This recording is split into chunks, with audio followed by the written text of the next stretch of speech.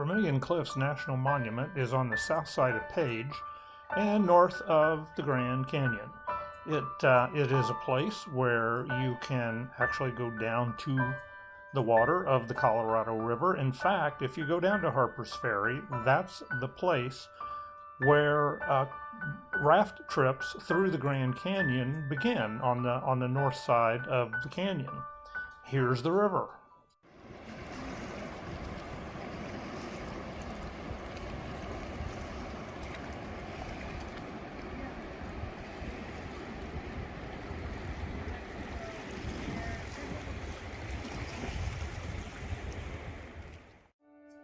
There is a short trail that leaves from Harper's Ferry, goes along the river. It's about 2 miles, and they call it the Historic Trail because you can see where the road used to come down to the river and the ferry crossed at that point. The original Navajo Bridge began construction in 1927. It is now used for pedestrians, and there is a new bridge for vehicular traffic across the Colorado River, one of only 7 places to cross for about 750 miles. This cow needed to cross the road in Chelly, Arizona. If you'll notice, he did have a green light the way he was going, but I expect he would have had the right-of-way either way. Canyon-de-Chelly National Monument in northeast Arizona is a beautiful place to visit. It is on the Navajo reservation, and in fact, the Navajo people still live in the bottom of the canyon. They raise sheep for wool, for rugs. They farm that land, and to go into the canyon, you have to be accompanied by a Navajo person or persons. And so we were limited to seeing the views from the rim, which was okay. It's a beautiful place.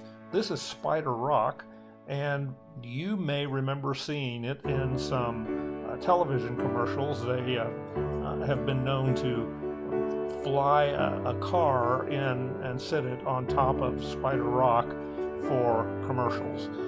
And it's just a really beautiful place.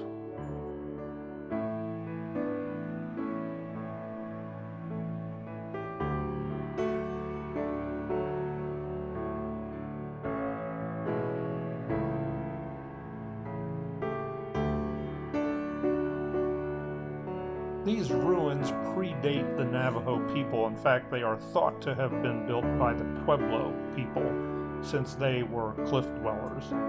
The Hubble Trading Post is an old original trading post. It's been there for years, and you can buy all sorts of Native American artifacts. The Navajo rugs are just gorgeous, and the small ones start at several $100s, and the big ones are thousands of dollars. Petrified Forest National Park is also the home to the Painted Desert. Now, one of the things that makes the Painted Desert look especially beautiful is the sunshine. We didn't have a lot of sunshine the time that we were there. This is the Painted Desert Inn that overlooks, yes, the Painted Desert. It was built in the early 20s. It's been there for, almost 100 years. There's no overnight accommodations or food service now, but it's a real look back at the history of that time period. It was right along Route 66, and this old Buick is still right along Route 66. The telephone poles show the route through the park, and you could see Interstate 40 in the background.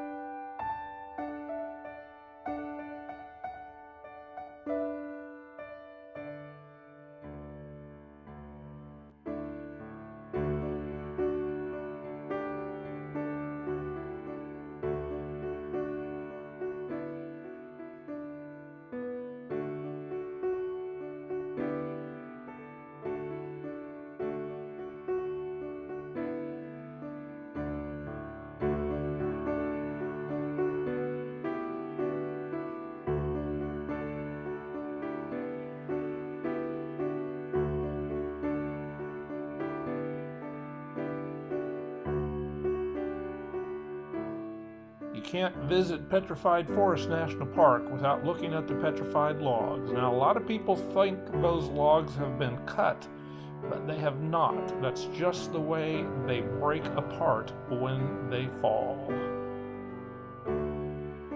One of my favorite campsites on this trip was the Besti-De-Na-Zin BLM area, or Bureau of Land Management. This canyon was right outside the RV. In fact, you can see our RV up at the top and about the middle. And I enjoyed flying the drone around. I had intended to fly it through the canyon with the walls on both sides, but I lost my nerve because I didn't want to lose my drone. But there's a little bit of footage from that. And it was really, even though you can see 2 or 3 other campers around us, it was really out in the middle of nowhere.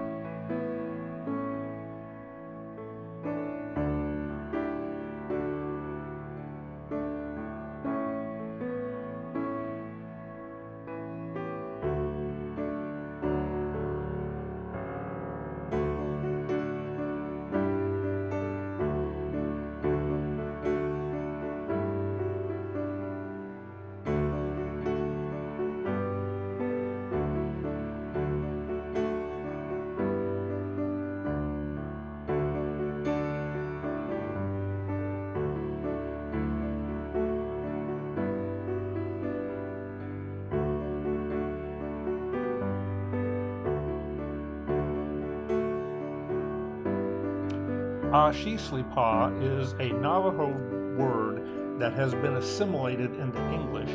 We were told that the Navajo word actually has consonants in it that we don't even have. So it's only close. But the bottom line here is it was a really neat hike into another canyon, lots of toadstools. We were able to go down into this canyon as well, and it was just a wonderful way to spend the afternoon.